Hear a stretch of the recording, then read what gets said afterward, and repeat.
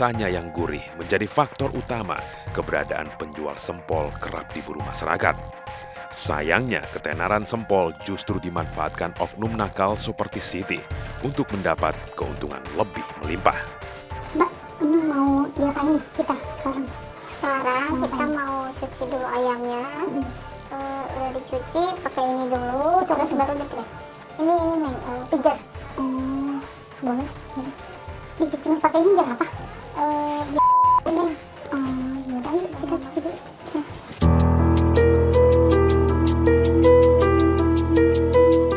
Setelah mencuci ayam, Siti membalurkan boraks ke seluruh bagian ayam dalam jumlah yang cukup banyak.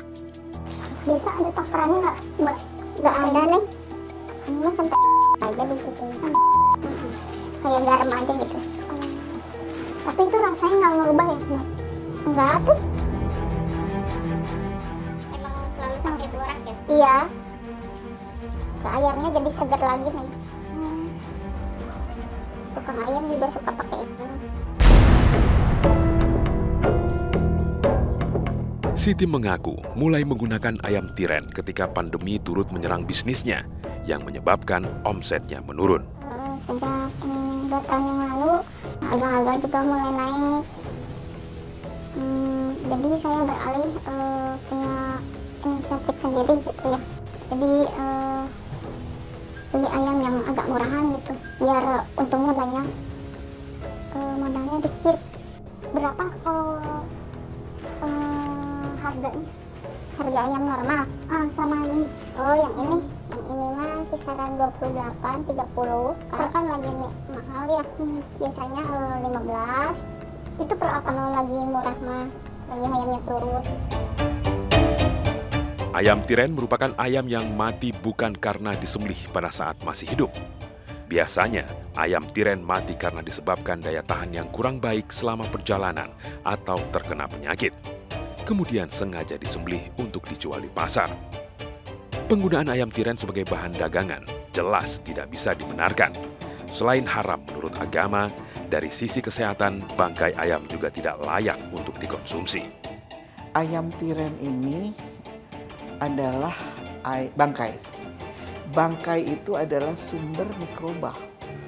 Dan pertumbuhan mikroba di dalam bangkai itu cukup cepat sekali. Hitungan sekian, pangkat sekian dalam waktu detik. Itu berubah, jadi mikrobanya akan tinggi. Dan kalau dikonsumsi berarti kita akan menyebabkan penyakit. Setelah daging ayam tiren selesai dicuci, Siti pun segera meracik adonan sempol. Mbak, habis dicuci ayamnya diapain lagi? Mau dilemutin, dicampur sama bumbu-bumbu. Bumbunya apa Mbak? Ini nih, bawang putih. Bawang putihnya yang banyak nih biar. Tak hanya bumbu dasar sempol, Siti juga kembali mencampurkan bahan kimia boraks dalam adonannya. Mbak, apa lagi nih? Habis kasih gula, terus dikasih ini nih, yang terakhir ya. Itu apa tuh? Dikasih pijar lagi, buat bikin kenyal nanti sempolnya nih. Rasanya emang nggak ada ya? Ada. Kira-kira aja, semuanya kira-kira. Siti mengaku tidak mengetahui kalau boraks merupakan zat kimia berbahaya yang tidak boleh digunakan sebagai penambah bahan makanan. Pijar kan dipakainya dari dulu ya. Ada pijar biar tahan kan. Itu kan dari dulu ya, sekarang nggak ada apa-apa. Nggak ada efek apa-apa gitu. Dari zaman dulu, dari zaman orang tua kita itu pakai pijar terus. Boraks merupakan zat kimia yang mudah ditemukan di pasaran karena harganya relatif murah. Jadi tidak heran banyak pedagang nakal menambahkan zat kimia satu ini untuk mendapatkan keuntungan yang sebanyak-banyaknya dengan modal usaha yang seminim mungkin.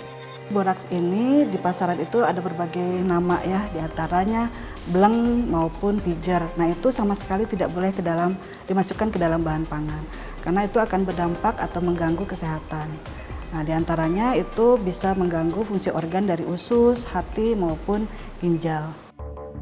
Atas dasar tersebut, pemerintah melarang penggunaan boraks dalam makanan.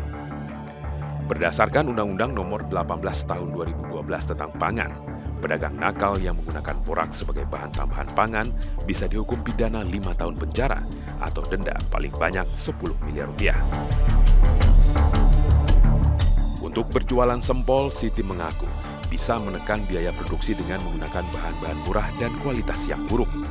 Bermodal 70.000, Siti bisa mendapatkan untung hingga 120.000 rupiah dalam sehari.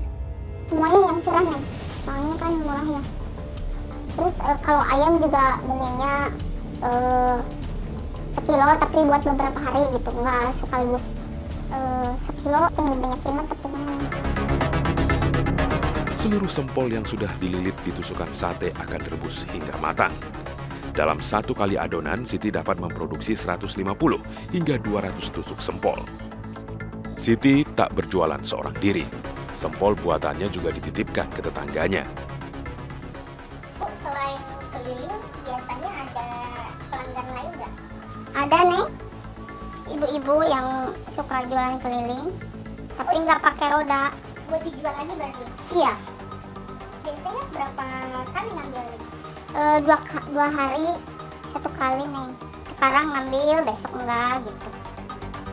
Sempol ayam tiren buatan Siti pun siap dijajakan.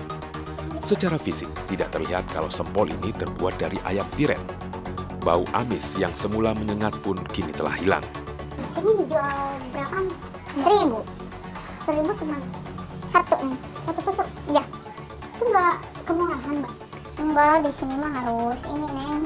Kalau jualan murah, terus gede, itu cepat laku.